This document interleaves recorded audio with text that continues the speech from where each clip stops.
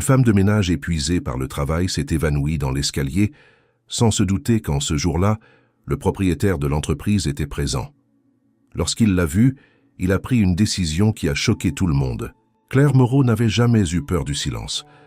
Mère célibataire, 46 ans, une vie rythmée par les horaires de nettoyage et les silences des couloirs vides. C'était dans ce silence qu'elle trouvait un semblant de paix, loin du bruit des obligations, des disputes passées et des questions sans réponse de son fils adolescent.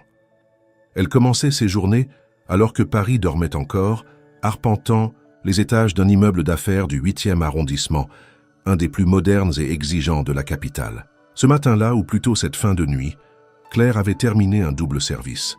Une collègue était tombée malade et elle n'avait pas hésité à prendre le relais. Elle en avait besoin. Chaque heure payée comptait. Les factures s'accumulaient, les besoins de son fils aussi. Mais son corps, lui, commençait à ne plus suivre le rythme. Ses jambes étaient lourdes, son dos tendu comme un câble prêt à se rompre, et ses paupières, malgré le café avalé en vitesse à 3 heures du matin, tombaient comme des rideaux qu'on ne pouvait plus relever. Elle avait fini l'entretien du 2e étage, quand elle se rappela que l'agent d'entretien du 3e lui avait demandé de vérifier une fuite sous un évier. Ce n'était pas vraiment sa tâche, mais elle monta les escaliers sans rechigner, comme elle le faisait depuis plus de 10 ans. Chaque marche semblait peser 1 tonne. Le néon au-dessus de sa tête clignotait par instants, rendant l'ambiance encore plus oppressante. Le seau dans sa main gauche tanguait légèrement, et la serpillière dans l'autre traînait sur la dernière marche quand tout devint flou. Un vertige, une sensation étrange de chute sans mouvement. Le sol sembla se dérober sous ses pieds, puis plus rien. Le silence. Elle s'écroula là, entre le 2e et le 3e étage. Personne pour voir, personne pour entendre. Juste elle, allongée dans une position étrange. La tête contre la rampe froide de l'escalier, les bras désarticulés comme ceux d'une poupée oubliée. Son souffle était encore là, mais faible, irrégulier. À cet instant, elle aurait pu rester ainsi des heures, peut-être même jusqu'à l'arrivée du personnel administratif plus tard dans la matinée. Mais ce jour-là, quelque chose, ou plutôt quelqu'un, allait briser cette routine invisible. Ce que Claire ignorait, c'est qu'elle n'était pas seule dans le bâtiment.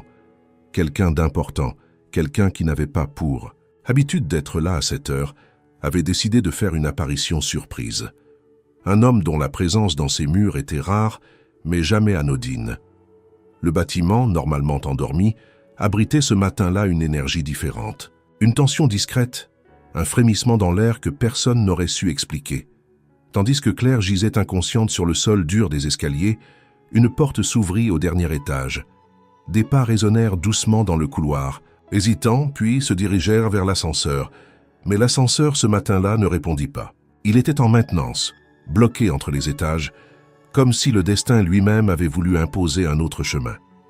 L'homme soupira, jeta un coup d'œil à sa montre et prit la décision de descendre par les escaliers. Il ne s'attendait pas à trouver quelqu'un, et certainement pas elle. Le destin parfois choisit ses moments avec une précision déconcertante, et dans ce silence qu'elle avait toujours accepté, peut-être même recherché, Claire allait découvrir que, parfois, le silence n'est que le prélude à un grand bouleversement. Julien Duret n'était pas un homme de routine prévisible. À 50 ans, fondateur et président d'un empire technologique basé à Paris, il cultivait un goût particulier pour l'imprévu. Ce matin-là, à 5h45, il se trouvait seul dans son bureau au dernier étage de l'immeuble qui abritait le siège de Duret Innovation. Personne ne savait qu'il était là. Il l'avait voulu ainsi. Un projet confidentiel l'occupait depuis plusieurs semaines et il avait besoin de solitude pour y réfléchir, loin des agendas surchargés et des réunions incessantes. Il avait passé la nuit sur ses croquis, ses tableaux, ses notes. Le monde extérieur semblait suspendu derrière les grandes vitres du bureau panoramique. Seul le cliquetis régulier de ses doigts sur le clavier venait troubler le silence. Mais même pour un esprit aussi actif que le sien, la fatigue finit par se faire sentir. Il se leva, se frotta les yeux, puis décida de descendre à la cafétéria, du 2e étage pour se servir un café bien mérité. L'ascenseur étant hors service, il emprunta l'escalier. La lumière des néons déclinants rendait les marches étrangement pâles. En descendant, il ne pensa à rien d'autre qu'au goût du café noir. Mais arrivé entre le 2e et le 3e étage, il s'arrêta net. Quelque chose, ou plutôt quelqu'un, était là, étendu sur les marches, immobile. Une femme. Son cœur manqua un battement. L'image était surréaliste. Pendant une fraction de seconde, il crut à une hallucination provoquée par le manque de sommeil. Mais en s'approchant, le doute s'effaça. Une femme d'une quarantaine d'années en tenue de ménage gisait sur les escaliers, le visage pâle, le souffle faible. « Madame, madame !» appela-t-il en se penchant, la voix plus agitée qu'il ne l'aurait voulu. Aucune réponse. Il s'agenouilla précipitamment, vérifia son pouls, léger mais présent. Sans réfléchir davantage, il passa un bras sous ses épaules, un autre sous ses jambes et la souleva. Elle était plus lourde qu'il ne l'aurait pensé, ou peut-être était-ce simplement son corps à lui qui protestait contre l'effort. Mais il descendit les marches avec précaution, la transportant jusqu'à la réception, où il déposa son fardeau sur un canapé. Il composa immédiatement les urgences. En attendant l'arrivée des secours, il resta près d'elle, assis, les yeux fixés sur son visage. Et là, quelque chose se produisit. Une sensation étrange, un écho lointain. Ce visage, il ne lui était pas tout à fait inconnu. Ce n'était pas une simple reconnaissance, c'était plus profond, plus viscéral. Comme si une mémoire enfouie, une image ancienne remontait lentement à la surface. Une femme, il y a très longtemps. Pas elle, mais quelqu'un qui lui ressemblait terriblement. Julien fronça les sourcils. Ce n'était pas possible. Il n'avait jamais rencontré cet employé. Il le saurait. Pourtant, quelque chose en lui refusait d'écarter cette impression. Un souvenir d'enfance, peut-être. Une silhouette. Dans un couloir, un rire lointain, un regard bienveillant. Des fragments sans lien, comme des morceaux de miroir brisés. Il secoua la tête, tentant de se concentrer. L'ambulance n'allait plus tarder. Il se leva, fit les 100 pas. Puis, revint près d'elle. L'odeur de détergent mélangée à celle du métal froid emplissait l'air. Il nota ses mains calleuses, la fatigue inscrite dans les traits de son visage, et ce quelque chose de douloureusement familier. Quand les secours arrivèrent enfin, Julien les guida avec calme, mais fermeté. Il resta jusqu'à ce que la civière disparaisse dans le véhicule. L'un des ambulanciers lui demanda s'il était un proche. « Non », répondit-il après une pause. « Pas encore. » Puis il les regarda s'éloigner dans les premières lueurs du jour, une question brûlante dans l'esprit. Qui était vraiment cette femme? Et pourquoi avait-elle réveillé en lui un souvenir qu'il croyait perdu depuis longtemps? Julien resta debout un long moment après le départ de l'ambulance, les mains dans les poches, le regard fixé sur l'endroit où la femme avait été étendue quelques minutes plus tôt. Le jour naissait lentement sur Paris, inondant les vitres du hall d'une lumière pâle. Mais en lui, c'était le brouillard. Il tenta de revenir à ses préoccupations initiales, le projet confidentiel, la réunion à venir, mais quelque chose en lui avait basculé. Cette femme, Claire, avait dit l'ambulancier en consultant ses papiers, Claire Moreau. Il connaissait ce nom, du moins il croyait. Mais ce n'était pas le nom qui le troublait, c'était son visage, une impression étrange, comme une image en double, superposée à une autre qui refusait de s'effacer. Sur le chemin du retour vers son bureau, il essaya de replacer ce souvenir fuyant. Ce n'était ni une ancienne employée, ni une relation passée. Pourtant, plus il y pensait, plus l'émotion le saisissait à la gorge. Un mélange de nostalgie et de douleur ancienne. Il s'enferma dans son bureau et fit ce qu'il faisait toujours quand quelque chose le troublait. Il chercha à comprendre. D'un geste rapide, il alluma son ordinateur, ouvrit les dossiers des employés. Non, Claire Moreau. Poste, agent d'entretien de nuit sous-traité par une entreprise externe, présente dans le bâtiment depuis plus de 8 ans. Pas de photos, aucune fiche personnelle autre que les rapports horaires. Il contacta discrètement le responsable de la société de nettoyage, prétendant vouloir vérifier quelques procédures. L'homme, surpris par un appel aussi direct du grand patron, répondit avec empressement. Il confirma les informations de base et ajouta quelques détails. Claire travaillait beaucoup, souvent au-delà de ses horaires. Elle avait un fils à charge, jamais de plainte, toujours ponctuelle. Une femme invisible, comme tant d'autres. Julien raccrocha, mais la sensation persistait. Il fit alors quelque chose qu'il ne faisait jamais. Il lança une recherche sur les réseaux sociaux. Il trouva rapidement une photo prise lors d'un événement associatif local. Claire, en arrière-plan, souriait à côté de son fils, et ce sourire, il vit sa mère, pas littéralement. Mais le même air de dignité fatiguée, le même genre de force tranquille. Sa mère, Monique Duret, avait été femme de ménage pendant 3 décennies, souvent la nuit, toujours avec ce regard fier, même lorsqu'il n'avait rien. Julien se souvenait de ses mains, abîmées par les produits, de ses cernes profonds, et de sa voix qui lui murmurait chaque matin qu'il devait viser plus haut, ne jamais se contenter de peu. Et maintenant, des années après sa mort, il retrouvait ce même regard dans les yeux d'une inconnue effondrée dans un escalier. Ce n'était pas une coïncidence. Il en était certain. Julien se redressa, parcourut la pièce du regard, comme pour y trouver une réponse. Quelque chose en lui s'éveillait, un besoin impérieux de faire quelque chose. Mais quoi? Il n'avait aucun lien avec cette femme, aucune dette envers elle. Pourtant, une voix intérieure, la voix de sa mère peut-être, lui soufflait qu'il ne pouvait pas simplement reprendre le cours normal des choses. Il nota le nom complet de Claire, l'adresse de l'hôpital communiquée par les secours, et prit la décision d'aller la voir. Pas pour vérifier son état, pas par simple curiosité, mais parce qu'il avait senti dans cet instant suspendu sur les marches froides de l'escalier une vérité silencieuse. Certaines rencontres, même les plus improbables, sont des rappels puissants de ce que l'on a oublié, ou de ce que l'on a choisi de laisser derrière soi. Et Julien Duret, cet homme de pouvoir et de contrôle, comprenait soudain qu'il n'était pas là, ce matin-là, par hasard. Claire ouvrit, les yeux lentement, comme si ses paupières pesaient des tonnes. Une lumière blanche agressa aussitôt sa vision floue. L'odeur stérile, le murmure des machines et le léger grincement d'un chariot dans le couloir ne laissaient aucun doute.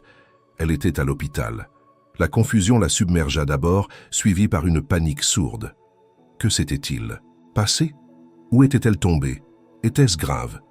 Puis, lentement, les souvenirs revinrent.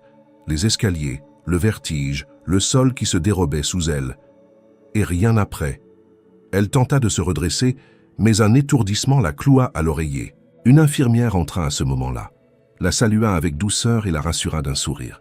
« Vous avez fait un malaise. Votre tension était extrêmement basse. Rien de grave, mais votre corps vous a envoyé un signal d'alarme. » Claire ferma, les yeux honteuses. Elle s'était effondrée au travail comme une vieille machine trop usée. Et maintenant, elle pensait immédiatement à son emploi, à son patron, à l'humiliation d'être retrouvée inconsciente comme une incapable. « Mon travail, balbutia-t-elle, vous avez été transporté ici par un monsieur... » « Un certain Julien Duret, répondit l'infirmière en consultant le dossier. « Il vous a trouvé dans l'escalier. Il a insisté pour que vous soyez bien prise en charge. Et il attend dans le couloir. » Claire sentit le sang quitter son visage. Julien Duret, le président de l'entreprise. Ce nom, elle le connaissait. Tout le monde dans l'immeuble le connaissait. Mais jamais elle n'aurait imaginé croiser cet homme, encore moins dans une situation pareille. Elle voulut protester, refuser de le voir, mais il était trop tard. La porte s'ouvrit lentement et il entra. Julien Duret n'était pas comme elle l'avait imaginé. Pas aussi distant, pas aussi froid. Il portait une chemise sobre, sans cravate, et un regard profondément humain. Il s'approcha sans hésitation, mais sans arrogance non plus. « Madame Moreau, je suis soulagé de vous voir réveillée, » dit-il doucement. Claire tenta de se redresser, paniquée. « Je suis désolé. Ce n'est pas comme ça que... Je voulais que mon nom vous parvienne. » Il leva la main, la coupant poliment. « Vous n'avez rien à vous excuser. C'est moi qui vous dois des excuses, pour n'avoir jamais remarqué votre présence avant ce matin. » Elle le regarda, surprise. Il ajouta « J'ai été touché par ce que j'ai vu, et pas seulement parce que vous vous êtes effondré dans mes escaliers, mais parce que, en vous regardant, j'ai compris que je ne savais rien des personnes qui rendent possible le fonctionnement de ce bâtiment. » Elle resta silencieuse, ne sachant que répondre. Tout cela était trop irréel. L'homme qui dirigeait une entreprise de plusieurs centaines d'employés venait lui parler comme à une égale. « Je ne vais pas prendre trop de votre temps, » continua-t-il. « Je voulais simplement vous dire que votre poste est conservé. Vous allez recevoir vos jours de repos normalement, et même plus. Je vais m'assurer que vous puissiez prendre le temps de vous remettre. » Claire ouvrit la bouche, abasourdie. Elle ne comprenait pas. Pourquoi tant de bienveillance? Où était le piège? « Et si vous me le permettez, J'aimerais vous inviter à déjeuner un jour, quand vous vous sentirez mieux. » »« Déjeuner » répéta-t-elle presque mécaniquement. « Oui, pas dans un cadre professionnel, juste pour discuter. Il y a quelque chose en vous que j'aimerais comprendre, et je pense que vous méritez d'être écouté. » Claire resta figée. Son cœur battait vite, non pas de peur, mais d'un trouble qu'elle n'identifiait pas encore. Cet homme n'avait rien à voir avec les patrons qu'elle avait connus. Elle ne savait pas quoi penser. Était-ce une forme de pitié? Un élan passager? Une manière élégante de se donner bonne conscience? Mais malgré ses doutes, elle perçut quelque chose de sincère dans sa voix, quelque chose d'humain. Elle hocha lentement la tête. « D'accord, quand j'irai mieux. » Julien sourit, presque soulagé. « Alors je vous laisse vous reposer. Prenez soin de vous, Claire. » Il sortit, refermant doucement la porte. Elle resta seule, encore sous le choc. Et pour la première fois depuis longtemps, un étrange sentiment s'insinua dans son esprit. L'impression que quelque chose, quelque part, venait de commencer. Claire passa 2 jours à l'hôpital avant que les médecins ne l'autorisent à rentrer chez elle. Les analyses étaient de Claire. Épuisement sévère, carences alimentaires, stress chronique.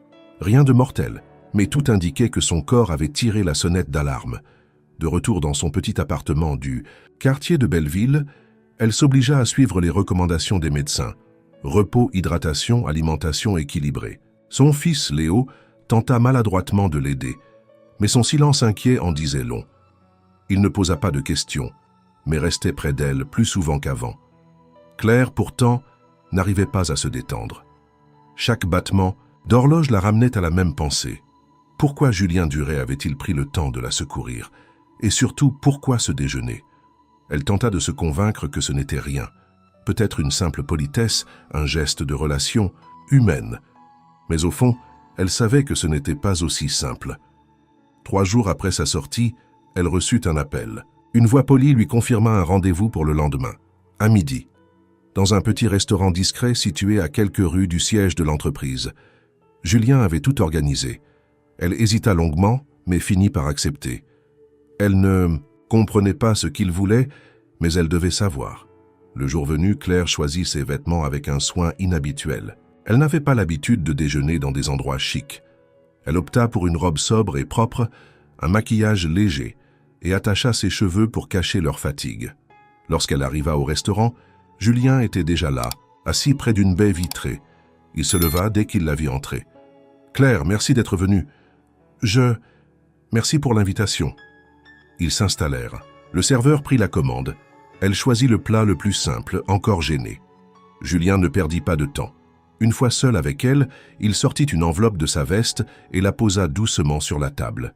« Avant toute chose, je veux que vous sachiez que je n'ai pas l'habitude de faire ce genre de démarche. Mais j'ai lu sur vous, Claire, et ce que j'ai découvert m'a bouleversée. » Elle fronça les sourcils. « Vous avez lu sur moi? J'ai demandé un rapport. Rien d'illégal, rassurez-vous, juste des informations publiques. Votre parcours, vos emplois précédents, votre situation familiale. J'ai lu que vous avez quitté l'école à 17 ans pour subvenir aux besoins de votre famille après que votre père a quitté le foyer, que vous avez élevé seul votre fils, que vous avez travaillé sans interruption depuis 28 ans. » Claire serra les dents, mal à l'aise. Elle ne comprenait pas où il voulait en venir. Pourquoi faire tout ça? Julien ouvrit doucement l'enveloppe et en sortit quelques feuilles imprimées. Un programme, un plan de formation. Parce que vous êtes, à mon avis, à un endroit où vous ne devriez pas être. Vous êtes brillante, Claire, résiliente, organisée. Ce que vous avez fait pour survivre mériterait bien plus que des escaliers froids et des horaires de nuit. Elle le regardait, abasourdie. Vous me proposez un emploi? Pas immédiatement. Je vous propose une transition. Un programme de formation, spécialement conçu pour des personnes qui, comme vous, n'ont pas eu la chance d'étudier ou de gravir les échelons, mais qui en ont toutes les capacités. Vous commenceriez comme stagiaire dans l'administration. Horaires aménagés, accompagnement personnalisé et une perspective d'évolution réelle. Claire n'arrivait pas à parler. Une boule dans la gorge l'empêchait de formuler ses pensées. « Pourquoi moi ?» Julien la fixa sincèrement. « Parce que quand je vous ai vu sur ces escaliers, j'ai compris que j'avais oublié quelque chose d'essentiel. J'ai vu en vous une force que j'ai connue autrefois. quelqu'un de mon passé, et je me suis dit que je ne pouvais plus détourner le regard. Un long silence suivit. Claire baissa les yeux vers les feuilles, les mains tremblantes. « Je ne sais pas si je suis capable de ça, murmura-t-elle. Vous ne le saurez que si vous essayez. » Elle releva la tête, croisa son regard.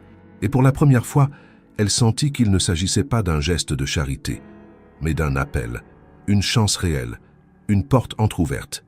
« D'accord, mais je veux faire mes preuves. » Julien sourit. Je n'en attendais pas moins. Le premier jour de formation de Claire approchait, et avec lui une tempête de doutes qu'elle n'arrivait pas à dissiper. Le programme proposé par Julien semblait à la fois trop généreux et trop inattendu pour être vrai. Dans son esprit, les questions se bousculaient. Pourquoi elle? Pourquoi maintenant? Était-ce un pari? Une expérience sociale?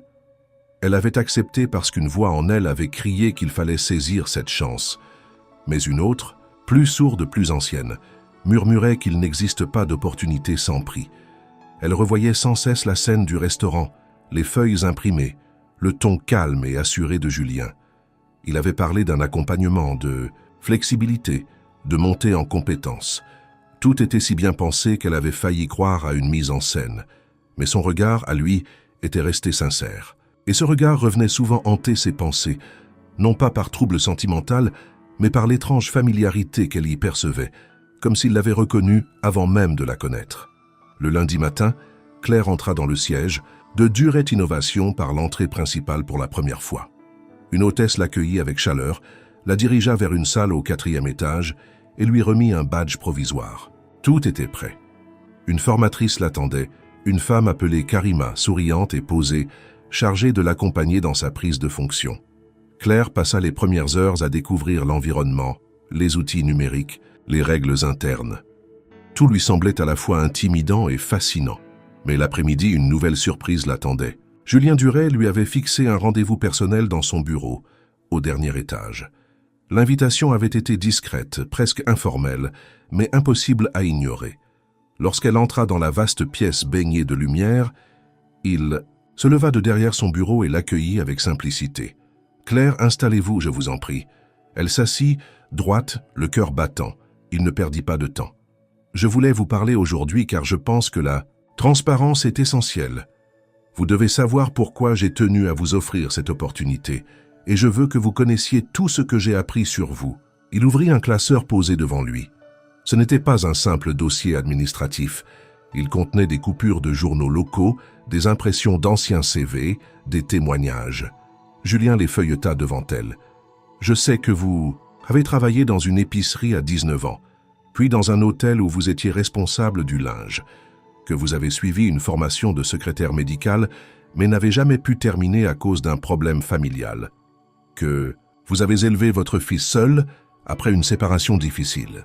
Tout cela, je le sais, non pas pour vous juger, mais parce que je crois que votre parcours est une force. » Claire resta muette.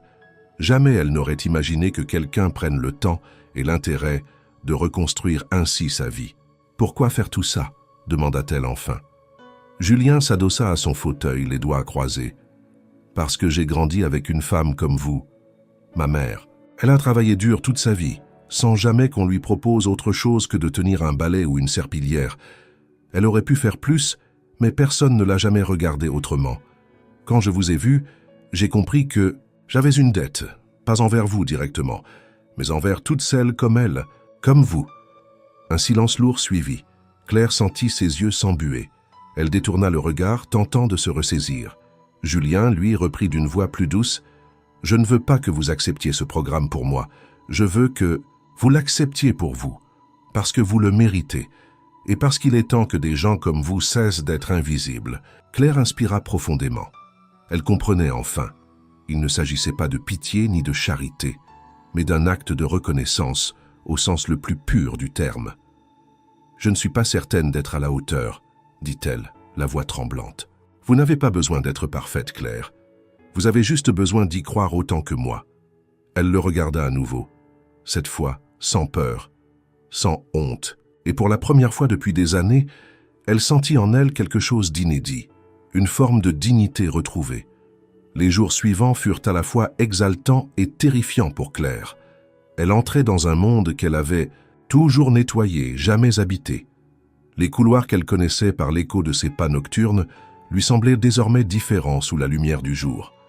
Elle n'y portait plus sa blouse de travail, ni son seau usé, mais une tenue sobre choisie avec soin. Un badge à son nom accroché à la poitrine, un ordinateur portable prêté par l'entreprise, un programme de formation imprimé en main, tout cela était réel et pourtant irréel. Karima, sa formatrice, s'avéra être une alliée précieuse. Patiente, attentive, elle avait une manière de rendre l'apprentissage accessible, sans jamais le condescendre. Chaque matin, Claire se présentait à 8 heures précises, prenant place dans un petit bureau partagé avec 2 autres stagiaires plus jeunes. Elle y découvrait un vocabulaire inconnu, des outils numériques complexes, des procédures internes qu'elle n'avait jamais imaginé devoir comprendre. Les premiers jours, elle se sentait comme une étrangère au milieu d'une langue qu'elle n'avait jamais apprise. « Ne vous inquiétez pas », lui disait Karima, « les débuts sont faits pour tâtonner. Vous avez déjà ce que beaucoup n'ont pas, la rigueur et l'endurance. Le reste, ça s'apprend. » Claire notait tout. Elle remplissait des cahiers entiers de schémas, de termes techniques, de consignes administratives. Elle rentrait chez elle éreintée, mais avec une nouvelle forme de fatigue, celle de l'effort intellectuel. Léo, son fils, l'écoutait lui raconter ses journées avec un mélange d'admiration silencieuse et d'incrédulité.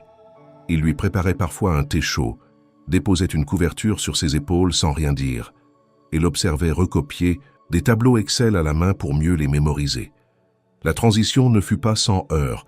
Claire avait du mal à se faire à la dynamique des réunions, à parler en public, à poser des questions sans avoir peur du ridicule. Elle se sentait lente, dépassée, parfois honteuse de ne pas aller aussi vite que les autres. Mais elle persévérait. Chaque erreur devenait une leçon, chaque petit succès, une victoire discrète. Julien Duret n'intervenait pas directement dans sa formation, mais elle croisait parfois son regard dans les couloirs, un sourire rapide, un salut de la tête. Elle sentait qu'il suivait son parcours à distance, avec discrétion. Cela la poussait à donner encore plus. Elle ne voulait pas le décevoir, mais surtout, elle ne voulait pas se décevoir elle-même. Un jour, Karima lui confia une mission simple, trier et numériser des dossiers anciens pour le service des ressources humaines. Ce travail, banal pour d'autres, fut pour Claire un terrain d'expérimentation. Elle créa une méthode de classement visuel, développa un petit guide pour les autres stagiaires et proposa une version simplifiée des étiquettes de référencement. Quand Karima découvrit cela, elle lui adressa un sourire sincère. « Vous avez un sens de l'organisation impressionnant. Vous ne le savez peut-être pas, mais c'est une compétence rare. » Claire ne sut pas quoi répondre. Elle n'avait jamais pensé en termes de compétences. Elle faisait ce qu'il fallait faire comme elle l'avait toujours fait. Mais les choses changeaient. À la fin de son premier mois de stage, elle fut conviée à une réunion avec le chef de l'administration interne. Ce dernier, un homme rigide au regard sévère, lui posa quelques questions, feuilleta son rapport d'activité, puis déclara « Vos résultats sont bien au-dessus de ce que nous attendions pour une entrée en formation. Continuez ainsi. » Claire sortit de la salle sans voix. Personne ne l'avait jamais évaluée ainsi, avec sérieux, avec exigence, mais aussi avec considération. Elle commençait à comprendre ce que signifiait exister dans un monde où l'on vous regarde, où votre nom n'est pas juste une signature au bas d'un contrat de nettoyage. Ce jour-là, en rentrant chez elle, elle s'arrêta un moment au pied des escaliers de l'immeuble. Pas ceux où elle avait chuté, mais ceux qu'elle montait autrefois chaque nuit, tête baissée, invisible. Elle les observa avec un étrange mélange d'humilité et de fierté. Elle était encore au début du chemin, mais elle marchait désormais dans une direction nouvelle. Les premières semaines de Claire en tant que stagiaire avaient été marquées par la découverte, l'effort et une lente mais certaine progression. Elle ne comprenait pas encore tout, mais elle apprenait. Chaque jour, elle se levait avec une peur au ventre mêlée d'excitation et rentrait chez elle avec la tête lourde de nouvelles informations. Pourtant, malgré sa détermination et le soutien constant de Karima, une tension sourde commença à s'installer autour d'elle. Au début, c'était presque imperceptible. Une remarque lancée à la volée, un regard échangé entre collègues, un silence soudain quand elle entrait dans une salle. Sophie Delmas, chef d'équipe au département administratif, incarnait cette tension. Élégante, autoritaire, avec une carrière ascensionnelle bâtie sur des résultats impeccables, Elle avait vu l'arrivée de Claire d'un très mauvais œil. Elle ne l'avait jamais dit ouvertement, mais chaque geste, chaque mot trahissait un mépris soigneusement déguisé. À ses yeux, une femme de ménage n'avait pas sa place parmi les chiffres et les stratégies, surtout pas une stagiaire sans diplôme, promue par la grâce d'un geste du patron.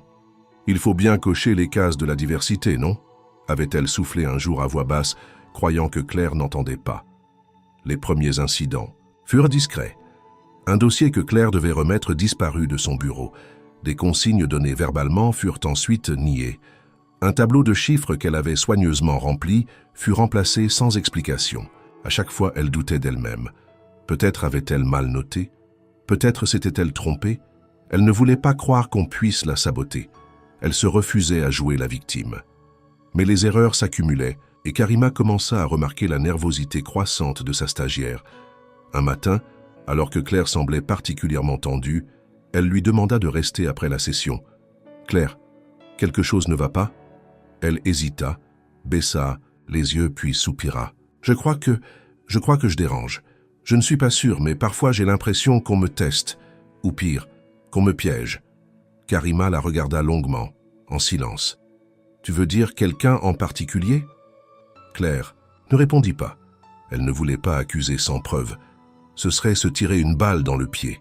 « Je vais garder l'œil ouvert, » répondit Karima. « Et toi, continue comme tu fais. Ne laisse personne éteindre ce que tu viens à peine de rallumer. » Mais la tension monta d'un cran la semaine suivante. Lors d'une réunion importante, Claire présenta une synthèse erronée d'un rapport. Les chiffres étaient incohérents. Julien Duret, présent à la réunion, ne fit aucun commentaire, mais Claire sentit son regard se poser sur elle avec une intensité nouvelle. À la sortie, Sophie s'approcha d'elle. « Tu devrais vraiment vérifier 2 fois avant d'envoyer un document. Ce serait dommage que ton stage se termine prématurément. » Claire resta figée. Cette fois, il n'y avait plus de doute. C'était intentionnel. Ce soir-là, elle rentra chez elle dévastée. Léo tenta de la consoler, mais elle ne disait rien. Elle avait honte, peur et surtout un sentiment d'injustice profond. Elle n'avait rien volé à personne. Elle ne demandait qu'une chance. Pourquoi certains refusaient-ils de voir que ce monde pouvait s'ouvrir à d'autres que ceux qui y étaient nés? Pourtant, elle continua. Elle revint le lendemain, encore plus silencieuse, encore plus prudente. Elle vérifia chaque donnée, sauvegarda chaque fichier, consigna tout par écrit. Elle avançait sur un fil, consciente qu'un faux pas pourrait tout lui coûter. Mais au fond d'elle, quelque chose changeait. Elle comprenait peu à peu que l'obstacle n'était pas seulement technique ou personnel, il était structurel. Certains ne voulaient pas qu'elle réussisse, parce que sa réussite leur rappelait leurs propres privilèges, leurs propres angles morts. Et alors, dans le silence du bureau où elle classait des fichiers, elle fit un vœu. Elle irait jusqu'au bout, pour elle, pour son fils, pour toutes celles qui, comme elle, avaient appris à se taire trop longtemps. Le vendredi soir, l'immeuble se vidait peu à peu. Les bureaux se fermaient, les ordinateurs s'éteignaient, les employés pressés quittaient, les lieux sans un regard en arrière. Claire, elle, restait. Elle avait demandé à Karima l'autorisation de prolonger un peu sa journée pour finir la révision d'un tableau de bord que Sophie lui avait demandé de corriger en urgence. La tâche, banale en apparence, lui avait été confiée avec une insistance particulière. Cela ressemblait à un test, ou pire, à un piège déguisé. Dans le silence du bureau, Claire se concentra. Elle recomposa les chiffres ligne par ligne, vérifiant chaque détail. Lorsqu'elle eut terminé, elle se leva pour déposer le dossier physique dans l'armoire d'archives. C'est là que tout changea. En glissant un classeur sur une étagère, un papier tomba au sol. Elle se baissa pour le ramasser, pensant d'abord à une feuille égarée. Mais en l'ouvrant, elle comprit que ce document n'avait rien à faire. Là, c'était une impression d'un échange de courriel. 2 noms figuraient en haut, Sophie Delmas et un autre cadre du service. Le contenu lui coupa le souffle. Les messages étaient clairs. Ils parlaient d'elle, de la nécessité de mettre à l'épreuve la stagiaire, de la faire échouer avant qu'elle ne devienne un problème plus sérieux. L'un d'eux disait même « Julien ne voit que la surface. Il faut lui prouver qu'elle n'est pas capable de suivre. » Il n'y avait pas de doute. C'était une stratégie délibérée de sabotage. Claire resta un long moment immobile, les mains tremblantes. Elle relut les messages, le cœur serré. La colère monta lentement, mais avec elle une tristesse ancienne, celle de l'humiliation, de l'injustice. Elle aurait pu pleurer. crier. Mais elle ne fit rien de cela. Elle rangea le papier dans son sac, verrouilla l'armoire et sortit du bureau sans un mot. Sur le chemin du retour, la question tournait en boucle. Que faire? Devait-elle montrer ce papier à Julien, l'accuser publiquement, rendre les armes et partir dignement? Une partie d'elle voulait tout brûler, tout révéler. Une autre, plus prudente, lui rappelait les risques. Et si on ne la croyait pas? Et si cela se retournait contre elle?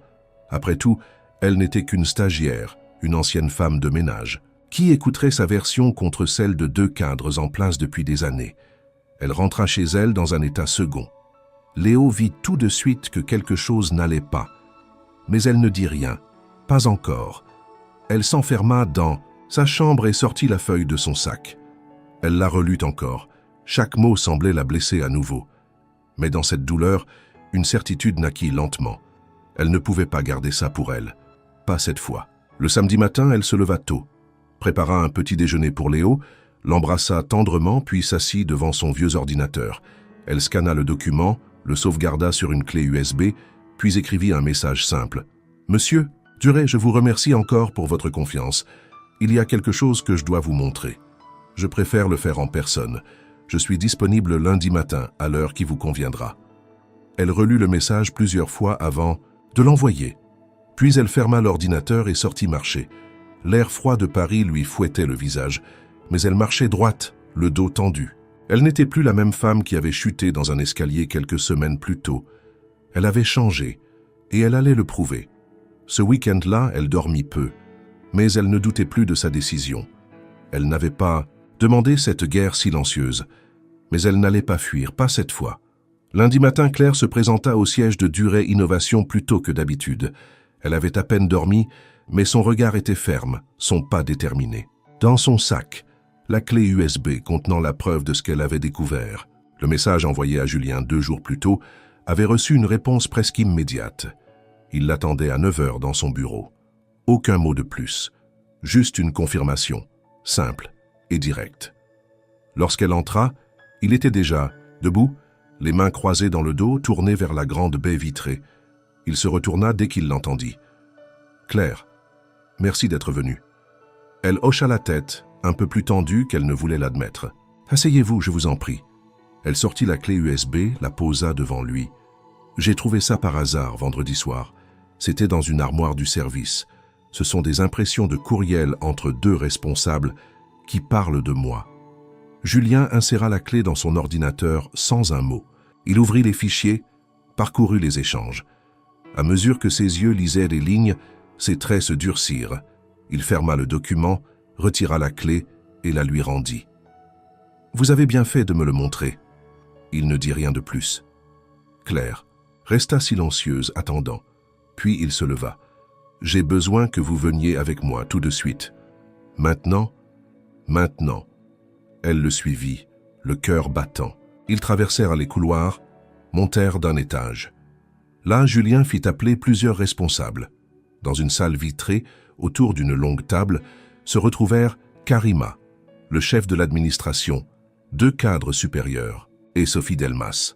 Tous semblaient surpris, certains inquiets, d'autres agacés par l'absence d'explication. Julien prit la parole sans détour. « Je vous ai fait venir pour une raison précise. J'ai en ma possession des documents qui prouvent que certains d'entre vous ont sciemment saboté le travail d'une stagiaire, intégrée dans notre programme de transition professionnelle. Ces documents mentionnent clairement l'intention de provoquer son échec afin de contrecarrer une initiative personnelle de ma part. » Un silence glacé s'abattit dans la salle. Sophie tenta un sourire crispé. « Je ne comprends pas très bien. »« Vous comprenez parfaitement, Sophie, » coupa Julien. « Je vous demande de ne pas me prendre pour un imbécile. » Il tourna un regard plus large vers le reste de l'équipe. « Cela fait des mois que j'observe le comportement global de certains services. Le cas de Claire Moreau n'a été que le révélateur d'un problème plus profond. Une culture de mépris, de favoritisme et parfois même d'hostilité envers toute initiative qui sort du cadre habituel. Aujourd'hui, cela s'arrête. » Sophie pâlit. « Attendez, Julien, vous ne pouvez pas... »« Je peux. Et je vais. Il y aura une enquête interne dès aujourd'hui. Les personnes impliquées seront suspendues durant le processus. Je prendrai des mesures en fonction des conclusions. » Il se tourna alors vers Claire, toujours debout, droite mais le souffle court. Et je veux que cela soit clair pour tout le monde ici. Claire Moreau n'est pas un cas particulier. Elle est le début d'une transformation. Et toute tentative de l'en empêcher sera considérée comme une opposition directe à la nouvelle direction que je donne à cette entreprise. Personne ne répondit. Le silence était lourd, mais cette fois, c'était celui du respect mêlé à la peur. Julien se tourna vers elle. « Merci, Claire. Vous pouvez retourner à votre poste, nous parlerons plus tard. » Elle hocha la tête, quitta la salle sans un mot. En refermant la porte, elle sentit une vague d'émotion la traverser. Pas de triomphe, mais un profond soulagement. Elle avait dit la vérité, et cette vérité avait été entendue. Dans l'ascenseur, seule, elle ferma les yeux un instant. Elle ne savait pas encore ce que cette réunion changerait pour elle à long terme. Mais une chose était certaine, elle n'était plus une simple présence invisible dans les couloirs. Elle était une voix. Et cette voix venait de briser un mur. Les jours qui suivirent à la réunion furent empreints d'un silence nouveau au sein de Durette Innovation. Mais ce n'était plus le silence du mépris ou de l'indifférence. C'était celui de l'attente, de la retenue. L'annonce de l'enquête interne, les suspensions provisoires, le bouleversement brutal du climat hiérarchique, tout avait laissé une empreinte. Claire, elle, continuait son travail avec une concentration redoublée. Mais quelque chose en elle bouillonnait. Une question restait sans réponse. Pourquoi Julien l'avait-il vraiment aidée? Pas au nom de l'équité, pas seulement pour honorer un programme d'inclusion. Il y avait autre chose. Elle en était certaine. Ce fut Karima qui, un matin, lui glissa discrètement « Julien veut te voir ». Il a dit que c'était important, mais pas pour parler travail. Claire ressentit un étrange mélange d'appréhension et de curiosité. L'après-midi même, elle monta au dernier étage, accueillie cette fois non pas comme une stagiaire, mais presque comme une invitée attendue. Julien l'attendait dans son bureau, debout près de la fenêtre. Il se tourna vers elle dès qu'elle entra. « Claire, merci d'être venue. Bien sûr, je vous écoute. » Il lui désigna un fauteuil. Elle s'assit, droite, attentive, lui resta debout, cherchant ses mots. « Je vous ai promis la transparence, et je crois que vous méritez une réponse. Une vraie. » Il prit une inspiration profonde. « Je vous ai dit que votre parcours me touchait. C'était vrai. Mais je ne vous ai pas dit pourquoi. » Il marqua une pause, son regard se perdant un instant dans les souvenirs. « Ma mère s'appelait Monique Duret. Elle a travaillé comme femme de ménage pendant plus de 30 ans. Elle a élevé seule mes deux sœurs et moi. Je me souviens de ses mains usées par les produits chimiques, de ses nuits à nettoyer les bureaux des autres pendant que nous dormions. Elle était fière, mais elle n'a jamais été vue, jamais reconnue. Elle est morte il y a 15 ans, fatiguée, oubliée. » Claire sentit un frisson lui parcourir l'échine. Julien continua plus doucement. « Quand je vous ai trouvé, ce matin-là, allongé sur les marches, j'ai revu ma mère. Pas seulement dans votre visage, mais dans ce que vous représentiez, cette dignité silencieuse, cette force invisible. Et j'ai compris que j'étais devenu l'un de ces hommes pour qui elle travaillait. Puissant, occupé, indifférent malgré moi. » Il se tourna vers elle, les yeux légèrement humides. « Vous avez réveillé en moi quelque chose que j'avais enterré, une dette, une promesse que je n'ai jamais tenue, celle de ne jamais oublier d'où je venais. Vous étiez là au bon moment. Ou peut-être, j'étais là, au bon moment pour vous. » Claire baissa les yeux, incapable de parler. Ses mains tremblèrent légèrement. Elle sentit ses émotions remonter sans pouvoir les contenir. « J'ai toujours pensé que je n'étais qu'un nom de plus sur une liste, » dit-elle enfin. « Une parmi tant d'autres. Vous étiez un rappel, un miroir, une chance de faire différemment. » Il s'assit enfin face à elle. « Ce que vous avez vécu ici, le sabotage, les regards, les murmures, c'est ce que ma mère a subi toute sa vie en silence. Je ne veux plus que cela continue, pas dans cette entreprise. Pas tant que je peux encore faire quelque chose. » Un long silence les unit. Claire, submergée par l'émotion, sentit les larmes couler lentement sur ses joues. Julien ne détourna pas le regard. Il respectait ce moment. Il le comprenait. « Merci, dit-elle d'une voix brisée.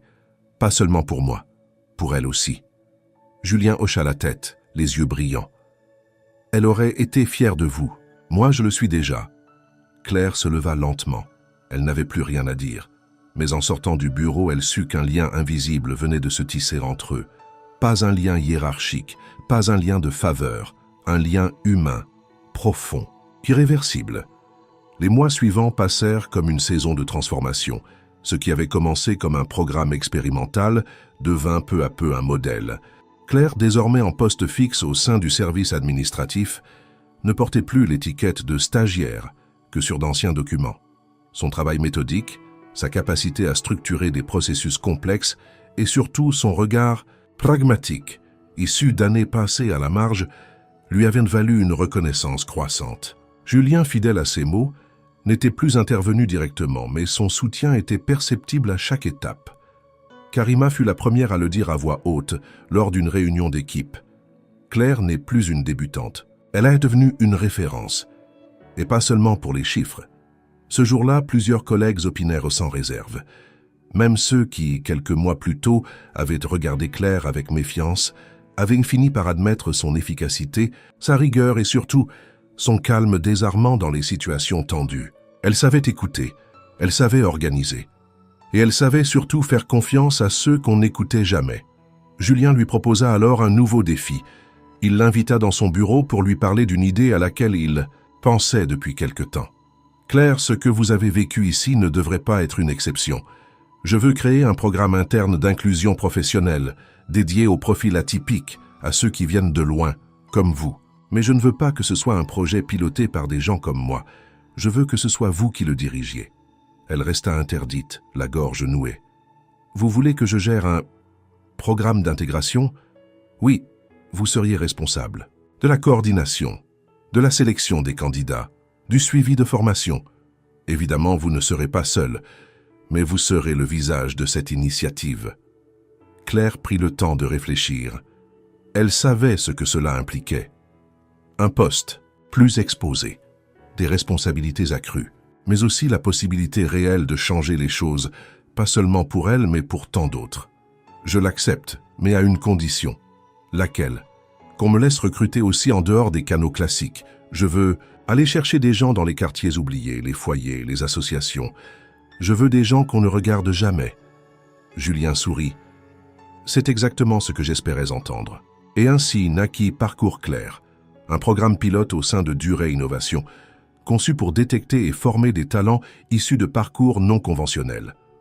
En quelques semaines, Claire mit en place une structure simple, humaine, efficace. Elle fit appel à ses anciens contacts, à des travailleurs invisibles qu'elle connaissait, à des femmes comme elle, à des jeunes sortis du système scolaire, à des mères isolées. Elle les écouta, les forma, leur donna ce qu'on lui avait enfin donné, une chance. Le programme fit rapidement parler de lui à l'intérieur de l'entreprise. Certains restaient sceptiques, mais les premiers résultats étaient là. Les nouveaux recrutés montraient une implication hors norme, une gratitude qui se transformait en performance. Les équipes, bousculées au début, finirent par comprendre que la diversité ne fragilisait pas le système. Elle le renforçait. Claire devint alors plus qu'une responsable. Elle devint un symbole vivant. Le genre de symbole discret mais incontestable. Son bureau était modeste, toujours rangé, souvent ouvert. On venait lui poser des questions, lui demander conseil, lui raconter ses doutes. Elle écoutait toujours, avec patience, avec justesse. Léo, son fils, la regardait différemment désormais. Lui aussi avait changé. Il parlait d'avenir, de ses envies d'études, d'économie, de sociologie. Il disait parfois à ses amis « Ma mère travaille dans une grande entreprise ». Mais ce n'était plus une phrase d'excuse. C'était une déclaration de fierté. Un soir, alors que Claire rentrait chez elle, épuisée mais le cœur léger, elle croisa dans la rue une ancienne collègue de nettoyage. Une femme qu'elle n'avait pas vue depuis longtemps. Elles s'arrêtèrent, échangèrent quelques mots. Puis l'autre lui demanda avec un mélange d'admiration et d'incrédulité « Et toi, t'es devenue quoi exactement, Claire ?» Elle réfléchit un instant, puis répondit simplement « Je suis devenue ce qu'on m'a enfin laissé être, utile, visible, écoutée. » Et elle reprit sa route, le pas tranquille, dans une ville qui lui semblait, ce soir-là, un peu plus à sa mesure. La salle était pleine. Ce jour-là, Durée Innovation fêtait ses 20 ans d'existence. Des visages connus, des collaborateurs de longue date, des nouveaux arrivants, des partenaires, tous réunis dans le grand auditorium du siège parisien. Julien Durey, debout sur la scène, prononçait son discours d'anniversaire. Derrière, chez lui, un écran diffusait des images d'archives de l'entreprise. Ses débuts modestes, ses premières inventions, les moments de crise, les victoires partagées. Puis, au milieu de sa prise de parole, il s'interrompit. Son ton changea légèrement. Plus personnel, plus intime. Aujourd'hui, j'aimerais conclure cette célébration en partageant une histoire, pas la mienne, mais celle d'une femme qui représente ce que notre entreprise est devenue. Elle incarne le courage, l'endurance, la transformation. Un murmure traversa la salle. Cette femme s'appelle Claire Moreau. Des regards se tournèrent, surpris, curieux. Claire, assise au premier rang, sentit son cœur s'emballer. Elle ne s'attendait pas à ça. Julien poursuivit. Claire a travaillé ici pendant des années sans que nous la voyions vraiment. Elle faisait partie de ces gens sans qui rien ne fonctionne, mais qu'on oublie trop souvent de remercier. Un jour, elle s'est effondrée dans nos escaliers. Et ce jour-là, j'ai compris qu'il était temps de faire autrement. De réparer, de construire sur des fondations humaines. Il fit une pause. Les mots étaient clairs, précis. Le silence dans la salle était total. Grâce à elle, nous avons lancé un programme d'intégration inédit qui porte son nom. Grâce à elle, des dizaines de personnes ont retrouvé une voix, une dignité, une place. Puis il se tourna vers Claire. « J'aimerais que vous montiez sur scène. » Elle resta figée un instant, puis, poussée par une force intérieure, elle se leva. La salle l'applaudit doucement, respectueusement. Elle monta les marches du podium, lentement sans baisser les yeux.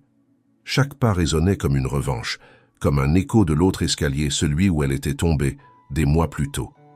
Julien lui tendit la main. « Claire, en reconnaissance de ce que vous avez apporté à cette maison, j'ai décidé de créer une bourse d'études pour les employés et leurs enfants. Elle portera votre nom, la bourse Claire Moreau. Elle servira à financer les études ou les reconversions de ceux qui, comme vous, n'ont pas eu toutes les cartes au départ, mais ont la volonté d'aller loin. » Les applaudissements éclatèrent, cette fois plus forts, plus longs. Claire sentit les larmes monter, mais elle les retint. Elle sourit. Elle regarda la salle, les visages, les lumières, puis elle prit la parole brièvement. « Je n'ai jamais rêvé d'être ici. J'ai seulement rêvé d'avoir le droit d'exister autrement que dans l'ombre.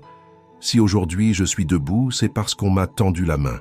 Et si je peux tendre la mienne à d'autres, alors tout cela aura eu un sens. » La salle se leva pour l'applaudir. Ce n'était plus une femme de ménage.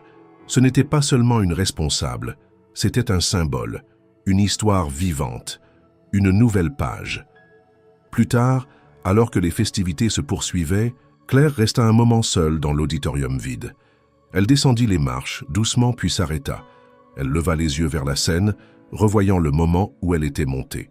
Elle se rappela de tout, la fatigue, la solitude, la chute, le réveil à l'hôpital, le premier regard de Julien, le premier dossier, les doutes, la vérité, les larmes, et elle sourit. Elle savait maintenant que sa vie n'avait pas basculé, à cause d'un miracle. Elle avait changé parce qu'elle avait tenu, parce qu'elle avait osé croire, parce qu'un homme, un jour, avait vu ce que d'autres ignoraient, et surtout parce qu'elle s'était permis d'espérer. Dans l'entrée du bâtiment, un nouveau panneau avait été installé ce matin-là. On pouvait y lire « Escalier, Claire Moreau, en hommage à tous ceux qui montent sans jamais être vus. » Elle s'en approcha, posa la main sur la plaque. Elle ferma les yeux. Puis, lentement, elle gravit de nouveau les marches. Mais cette fois, ce n'était plus pour nettoyer, ni pour tomber. C'était pour continuer à montrer que tout escalier peut mener à une ascension, pourvu qu'on ose le gravir.